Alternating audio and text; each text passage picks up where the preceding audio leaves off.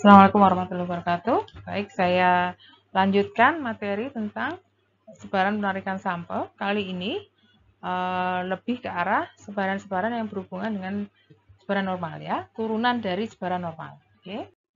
Yang pertama, ya, rata-rata sampel. Ya. Rata-rata sampel tadi sudah kita diskusikan sebelumnya bahwa dia memiliki sebaran normal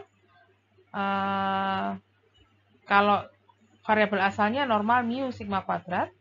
Kalau sebaran rata-rata sampelnya beda di simpangan baku. Di sini nggak saya tuliskan, tapi kalau kalian ingat, ini bunyinya begini tadi. Ini ya. Nah, yang saya tuliskan di sini adalah versi pembakuannya, di mana sudah disajikan dalam bentuk minus mu dibagi simpangan baku yang bentuknya sigma per akar n berdistribusi normal 0,1. Nah, ini seperti yang tadi di materi sebelumnya saya kemukakan, ini biasa dipakai untuk menguji hipotesis mengenai mu. Ya, di sana kamu diajarkan, di metode statistika diajarkan bahwa statistik yang dipakai adalah statistik uji Z ketika sigma diketahui. Jika sigma diketahui, pakai Z hitung, itu bahasa kalian. Bunyinya benar-benar ya, bunyinya ya ini. Y bar minus mu dibagi sigma per akar n, karena sigma diketahui. Padahal prakteknya sigma itu tidak selalu diketahui. Lebih sering sigma itu harus diduga dari simpangan baku sampel. Rumusnya S. Nah, kalau sigma ini diganti S, maka distribusinya bukan lagi normal baku. Ya, kalian sudah tahu jawabannya. Itu distribusi T itu distribusinya. Tidak lagi menggunakan tabel normal baku, tapi tabel T. Ya, bahasa kalian dulu seperti itu. Tapi dari sudut pandang StatMat, itu artinya distribusi yang ini normal baku, tapi begitu sigma beralih digunakan S, diduga dengan S, kita menggunakan distribusi lain, melihat tabel lain. Ya. Apa distribusinya? Saya menggunakan menjelaskan dulu definisi dari sebaran T. Nah, sebaran T adalah sebaran yang berasal dari, ini rumusnya, dua variabel. Variabel yang pertama Z normal baku, variabel yang kedua variabel U dengan distribusi chi-square berderajat bebas tertentu. Notasinya saya sebut sebagai DF. Z dan U saling bebas, terus diolah dengan bunyi seperti ini. Jadi U itu dibagi derajat bebasnya dulu, di akar, baru dijadikan penyebut. Ya, di sini pembilangnya Z, penyebutnya akar U per DF. Hasil dari pembagiannya tadi berdistribusi T dengan derajat bebas yang sama dengan derajat bebas distribusi chi-square-nya.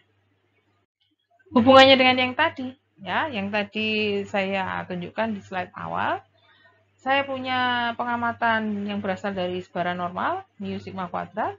Jika di bentuk Y rata-rata akan menghasilkan sebaran normal mu sigma kuadrat per n, dibakukan menghasilkan, ini pembakuannya, dibakukan menjadi variabel yang berdistribusi normal baku. Jadi ini saya taruh Z ini sebagai variabel yang variabel Z-nya, ya, sesuai T itu tadi kan harus ada variabel Z, harus ada variabel U, variabel Z normal baku, variabel U-nya chi-square. Saya sudah punya calon variabel Z-nya yang berbunyi Y bar min mu dibagi sigma per akar n. Oke. Sampel dapat dihitung ragam. Ya. Ragam sampel bunyinya S kuadrat. S kuadrat itu nanti yang diarahkan ke sebaran chi-square. Tapi sudah harus dilengkapi dengan n-1 dan dibagi sigma kuadrat. Ya, sigma kuadrat dan S kuadrat itu beda. Sigma kuadrat itu adalah asumsi mengenai nilai ragam populasi, sedangkan S kuadrat adalah hasil penduganya, hasil hitungannya, ya, dari angka-angka di dalam sampel yang dipakai untuk menduga sigma kuadrat. Hasil hitungan dia, ada nilainya. Ya. N-1 derajat bebas. Oke, jadi saya sudah punya Z dan U, tapi notasinya sudah eksplisit di sini. Z yang ini Y bar min mu per sigma per akar N, U di sini berbunyi N-1 S kuadrat per sigma kuadrat. N-1 derajat bebas. Lakukan modifikasi pada bentuk U. Di sini maunya kan U dibagi derajat bebas ya. Jadi kamu harus coba modifikasi. U ini kalau saya bagi derajat bebas hasilnya apa? Tinggal S kuadrat per sigma kuadrat. Nah, kemudian digabungkan. Jadi yang sudah ada Z tadi dan U per N-1 saya bagi. Ya, Y bar min mu sigma per akar N itu adalah perwujudan dari Z di pembilangnya T itu dibagi dengan U per derajat bebas di akar. U per derajat bebas ini di akar. Maka kamu akan mendapatkan, ya ini saya taruh di bawah. Yang akar ini saya jadikan perkalian terbalik. Akar sigma kuadrat sigma, akar S kuadrat S. Hasilnya, ini kan, saling meniadakan. Dan kamu peroleh bentuk yang tadi saya sebutkan di depan, ya, sebagai notasi baru, ya, distribusi baru ketika sigma tidak diketahui dan digunakan S.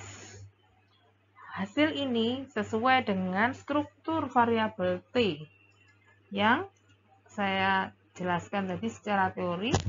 Jika bentuknya seperti itu akan berdistribusi T dengan derajat bebas. Kalau punya kita derajat bebasnya adalah N-1. Ukuran sampel yang berkurang 1. Ya. Jadi melengkapinya karena Z-nya itu normal baku, U-nya KS kuadrat N-1, maka bentuk T ini berdistribusi T dengan derajat bebas N-1. Ini namanya statistik uji T atau T hitung bahasa kalian. Jadi T hitung dipakai ketika ya simpangan baku ragam sampel tidak diketahui, ragam populasi tidak diketahui, sigma kuadrat tidak diketahui, kamu pakai ragam sampel dalam bentuk akarnya. Oke. Ya. Ini pemakaiannya, salah satu contoh pemakaiannya. Jadi ketika kamu mempunyai sampel berukuran 6 misalkan ini Y1 sampai Y6 yang diasumsikan berasal dari populasi normal, parameternya tidak tahu, tapi kamu bisa hitung rata-rata sampel dan ragam sampel. Sini tanya, berapa peluang bahwa jarak, ingat kalau jarak itu asumsinya selalu harga mutlak ya nanti ya. Jarak antara rata-rata sampel dan rata-rata sebenarnya. Rata-rata sampel itu Y bar, rata-rata sebenarnya itu mu. Sebesar 2S per akar N. Nah, nanti kira-kira yang kalian butuhkan adalah bentuk-bentuk begini. Rata-rata sampel dan rata-rata sebenarnya, jarak pakai harga mutlak. Ya, sebesar itu bisa jadi tidak lebih dari 2S per akar N di sini. Nah, di situ nanti unsur ada Y bar min mu, ada unsur S per akar N. Maka yang dituju, yang paling saran statistik yang paling memper atau paling mirip dengan itu adalah statistik yang barusan saya jelaskan, T. Itu ada unsur Y bar min mu, ada unsur S per akar N. Ya. Rubah pertanyaan tadi dalam bentuk notasi peluang. Ya. Saya tadi pakai harga mutlak, boleh juga kamu rubah harga mutlaknya itu menjadi di sini minus 2S per akar N sampai dengan plus 2S per akar N. Oke. Nah, supaya jadi sebaran T yang bunyinya begini, notasi yang di tengah ini belum lengkap. Harus dilengkapi dengan pembagian S per akar N. Boleh kamu lakukan hal itu. Konsekuensinya nanti di sini juga dibagi S per akar N. Tinggal min 2 saja, di sini diganti dibagi S per akar N, tinggal plus 2 saja. Oke, min 2 sampai dengan plus 2, bagi distribusi T, sebaran variabel T dengan derajat bebas, N-1, di contoh kita tadi N-nya juga sudah diketahui. Oke, sebesar 6, derajat bebasnya 5. Ya. Jadi kalau diminta menghitung peluang di antara min 2 sampai 2 pada sebaran T dengan derajat bebas 5, ya gambarnya itu ya sebenarnya mirip dengan sebaran normal baku, tengah-tengahnya 0. Di sini T dengan derajat bebas 5. kamu diminta menghitung min 2 sampai plus 2. Peluangnya ini. Kalau di Excel kita bisa hitung eksaknya. Nanti saya tunjukkan pada sesi diskusi. Secara eksak akan ketahuan berapa peluang T derajat bebas 5 itu di antara min 2 sampai 2. Nah, jika kamu mau menggunakan tabel, tidak ada angka pas 2. Di tabel itu informasinya adanya begini. Ini kalau saya gambarkan, ya, ini sebaran T pada derajat bebas 5. Ini ekor kanan sebesar 0,05, batasnya di 2,015. Itu ini ya, angka ini berpadanan dengan posisi gambar dan yang arsiran yang seperti itu. Jadi distribusi normal 2,015 ini batasnya, luas kanannya ini sebesar 0,05. Ini digambarkan pada sumbu T dengan derajat bebas 5. Jadi maksudnya seperti itu. Nah, kalau di tabel ini tadi dibunyikan sebagai luas kanan ini dibunyikan berdasarkan informasi dari tabel dibunyikan sebagai peluang T lebih besar dari 2,015 sama dengan 0,05. Ya. Jadi, kalau di tabel adanya ini, nggak bisa ada pas angka 2. Kalau luas kanannya 0,05, luas kirinya 0,95. Nah, saya bisa bilang T kurang dari 2,015 itu sebesar 0,95, ini yang kiri. Nah, saya juga bisa terapkan ini simetris. Jadi kalau kanannya luas kanan dari 2,015 itu 0,05, luas kiri dari min 2,015 juga 0,05 karena simetris. Jadi ini fakta itu yang saya pakai untuk mendefinisikan yang ini. Nah, ya, jadi 2 ini saya pakai untuk menghitung pendekatan dari peluang yang ditanyakan tadi. Jadi pendekatan saja, ya, min 2 sampai 2 ini saya dekati dengan min 2,015 sampai plus 2,015. Yang bisa dihitung dari peluang kurang dari 2,015 dikurangi peluang T kurang dari min 2,015. Dua-duanya sudah diketahui sebarannya, peluangnya. 0,95 untuk ini yang ini tadi, luas kiri. Yang ini juga luas kiri, tapi luas kiri angka negatif, besarannya jauh lebih kecil, 0,05.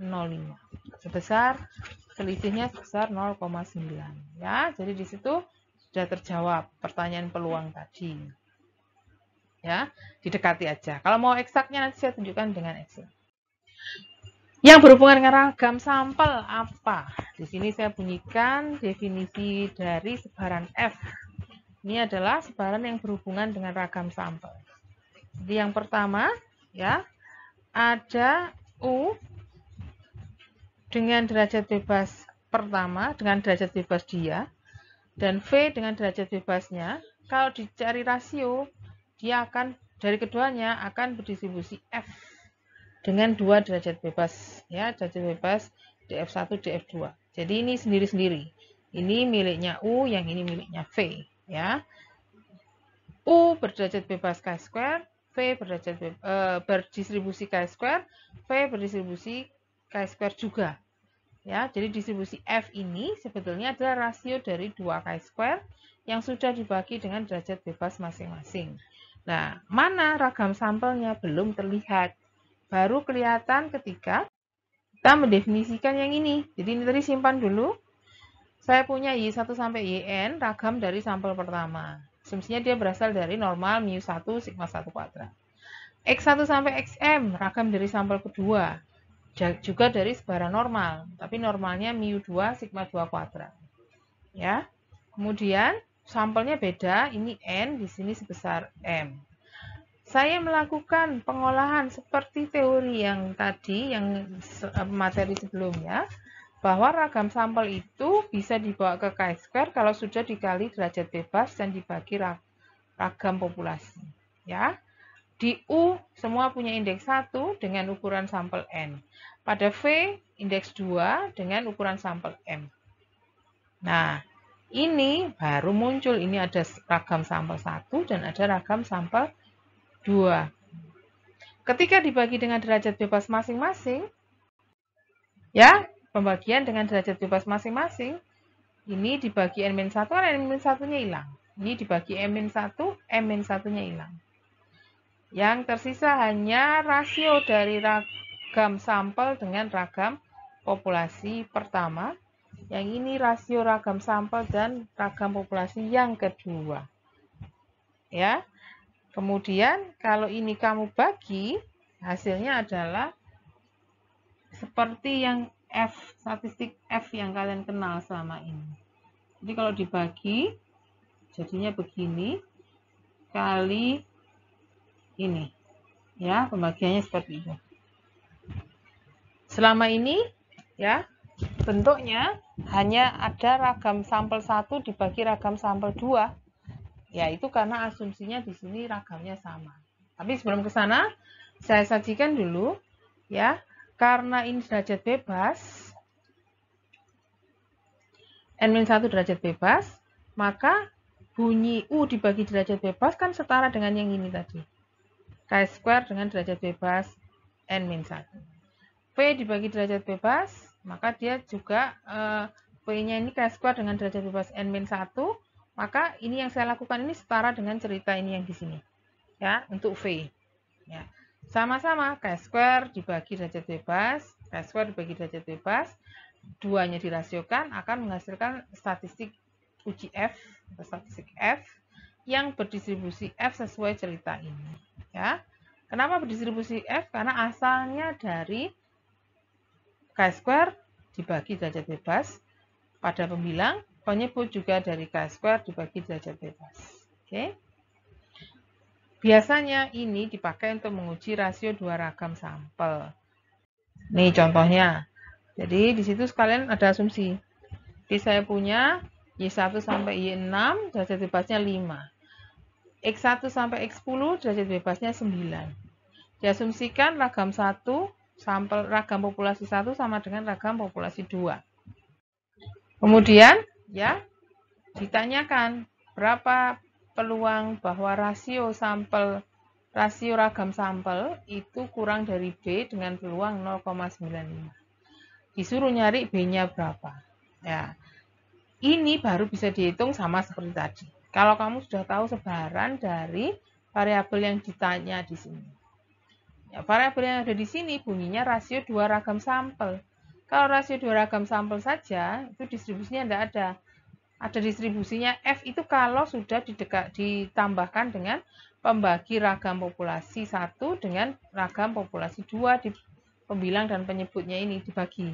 Nah, berhubung diasumsikan sama, maka ya ini nanti kalau kita olah rasionya yang tersisa hanya ragam sampel 1 bagi ragam sampel 2. Ya, jadi F-nya itu akan identik dengan rasio ragam sampel 1 dan ragam 2, sampel 2 saja. Unsur sigmanya bisa diabaikan karena asumsinya sama. Lain halnya nanti kalau sigma 1 dan sigma 2 punya perbedaan. Ya, rasio punya perbedaan secara proporsi atau gimana baru bisa dikerjakan dengan konsep lain, tapi distribusi F-nya tetap kita pakai di situ. Ya. Oke, jadi ketika kita sudah tahu faktanya ini, saya bisa rubah pernyataan peluang di sini. Ya, jadi pernyataan peluang ini setara dengan pernyataan peluang F kurang dari B, besarnya harus 0, luas kiri ya ini harus besar 0,95. Jadi kalau digambar distribusi F mirip dengan distribusi Chi². Di situ nilainya ekor kirinya bukan ekor kiri, ekor kanannya 0,05, luasan kiri 0,95, batas keduanya adalah B. Ini gambar dari sebaran F dengan derajat bebas berapa tadi? 5,9. Derajat bebas 5,9, lihat di tabel mana posisi B yang menyebabkan ekor kanannya 5% itu tadi. Ya, jadi kalau kamu lihat penyajian ini setara ya, tinggal tergantung yang di tabel itu yang adanya yang mana. Jika kamu baca tabel, adanya di angka 3,48. Silakan di cross check sendiri. Oke. Materi terakhir tentang teorema limit pusat. Ya, jadi teorema limit pusat ini membantu kita untuk menentukan peluang variabel tertentu ya tanpa harus tahu sifat asli variabel penyusunnya. Nah, selama yang diolah itu variabel penyusun yang diolah itu dalam bentuk rata-rata. Jadi saya mempunyai, kalau ini sudah pasti kan, kalau kamu punya Y1 sampai Yn dari distribusi normal, Y rata-ratanya pasti berdistribusi normal dengan mu sigma kuadrat per N. Bagaimana jika variabel asalnya ini bukan sebaran normal? Ya, yang kamu nggak tahu asalnya ini sebaran apa. Apakah ini juga berlaku bagi variabel-variabel yang bukan berasal dari sebaran normal? Sembarang-sebaran, pokoknya kamu tahu Y1 sampai Yn di rata-rata. Rata-ratanya itu apakah tetap berdistribusi normal? Dengan teorema limit pusat, ada jawaban di situ.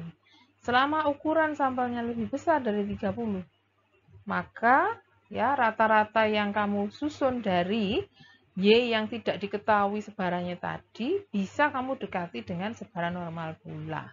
Oke, Y barnya dianggap juga berdistribusi normal. Syarat ini harus terpenuhi ya. Jadi di dalam teorema limit pusat itu dibunyikan selama Y1 sampai Yn ini sudah diketahui nilai harapan dan variansnya, ya di sini diasumsikan nilai harapannya mu, ragamnya sigma kuadrat, tapi boleh dalam bentuk yang lain kan, nggak harus mu sigma kuadrat, karena mu dan sigma kuadrat itu biasanya selalu analog dengan distribusi normal, ya terserah ini sembarang. Rata-rata sampel, ya bisa didekati dengan sebaran normal baku, tapi harus dirubah dengan bentuk seperti ini, ya. Pembakuan juga sih sebenarnya ini. Jadi Y bar dikurangi mu kan nilai tengahnya tadi, dibagi sigma kali akar N, ini kan seperti dibagi sigma per akar N. Nah, sigma per akar N itu akar dari varians yang diketahui di sini. Jadi kalau varians dan mu-nya dalam bentuk yang lain, silahkan saja. Ditaruh aja selama, pokoknya yang ini posisi nilai tengah, yang di sini adalah posisi pembaginya ragam ya. Jadi ini seperti pembakuan saja, distribusinya normal 0, normal baku.